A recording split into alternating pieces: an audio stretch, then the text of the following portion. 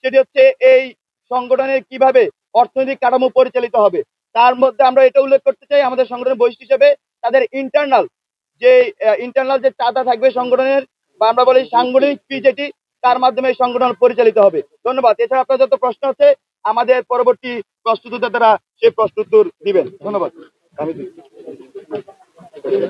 আমাদের এই ছাত্র সংগঠনের একদম বেসিক স্লোগান হবে, বেসিক থিম হবে স্টুডেন্ট ফার্স্ট এবং বাংলাদেশ ফার্স্ট। সাংবাদিক বন্ধুরা, আপনাদের স্পেসিফিক, আমরা এতক্ষণ ধরে আমাদের দুইজন বক্তা যে কথা বলেছেন তার পরিপ্রেক্ষিতে যদি স্পেসিফিক কারো কোনো প্রশ্ন থাকে একটু স্পেসিফিক প্রশ্ন করবেন কিন্তু। হ্যাঁ ভাই,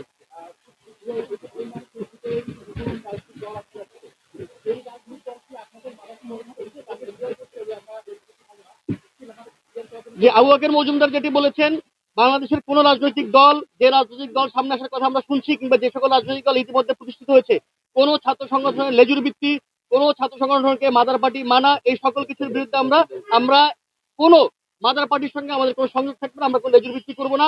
গত বাংলাদেশ স্বাধীনের পরে গত 54 বছর আমরা যেটা দেখেছি, প্রত্যেকটি ছাত্র সংগঠন মাদার পার্টির হিসেবে মাদার পার্টির এজেন্ডা ক্যাম্পাসে বাস্তবায়ন করে। আমরা সেই রকম করে মাদার পার্টির কোন রকমের কোন এজেন্ডা বাস্তবায়নে থাকবে না। আমাদের এই ছাত্র সংগঠনের ভিত্তি হবে জুলাই গণঅভ্যুত্থান, এবং জুলাই গণঅভ্যুত্থানের মাধ্যমে শিক্ষার্থীদের রায় দিয়েছে সেই রায়।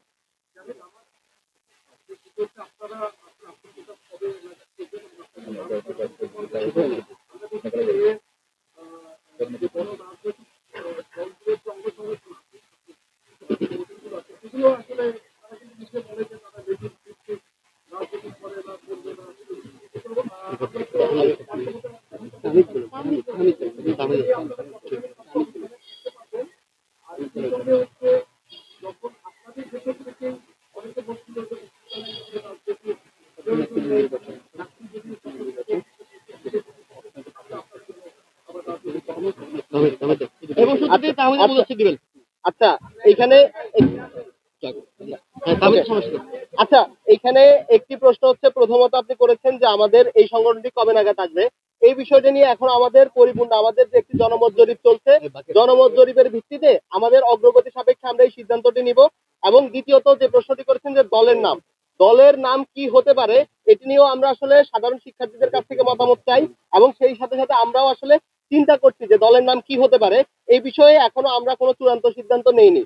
এর পরবর্তীতে দলীয় লেজুর ভিত্তির কথা, অন্যান্য ছাত্র সংগঠনগুলোর কথা যে উদাহরণটি বারবার চলে আসে, সেখানে হচ্ছে একটি বিষয় লক্ষ্য করবেন যে আসলে এই সংগঠনগুলো কিভাবে পরিচালিত হয়, এই পরিচালনার বিষয়ে অন্য কোনো সংগঠন হস্তক্ষেপ করতে পারে কিনা, যে বিষয়টি আসলে নির্ধারণ করে কোন দল সে কি আসলে লেজুর ভিত্তিক নাকি হচ্ছে সে স্বয়ং সম্পূর্ণভাবে নিজে থেকে ওই সিদ্ধান্তগুলো নিতে পারে। এরপরে দ্বিতীয় যে বিষয়টি, সেটি হচ্ছে নেতা নির্বাচন। আমরা দেখেছি বাংলাদেশের অনেকগুলো রাজনৈতিক দলের মধ্যেই সেখানে আসলে নেতা নির্বাচন, ছাত্র সংগঠনগুলোর নেতৃত্ব নির্বাচিত হয় মাদার সংগঠন বা মাতৃ সংগঠনের ভিত্তিতে। তাদের প্রেফারেন্সের ভিত্তিতে কে কে নেতা হবে তাকে সিলেক্ট করা হয়।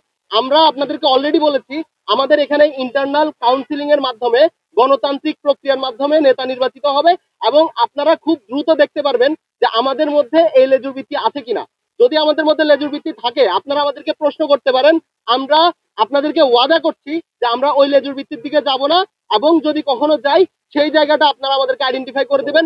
অন্য সংগঠনগুলোর সাথে আমাদের পার্থক্যটা এখানে থাকবে, আপনারা আমাদেরকে ফ্রিলি ক্রিটিসাইজ করতে পারবেন, এবং আমাদের যদি কোনো লেজুর ভিত্তির জায়গাটা আপনারা লক্ষ্য করেন সেটা নিয়ে হচ্ছে আপনারা কথা বলবেন। এর পরবর্তীতে ছাত্র সংসদ কেন্দ্রিক একটি প্রশ্ন এসেছে। ছাত্র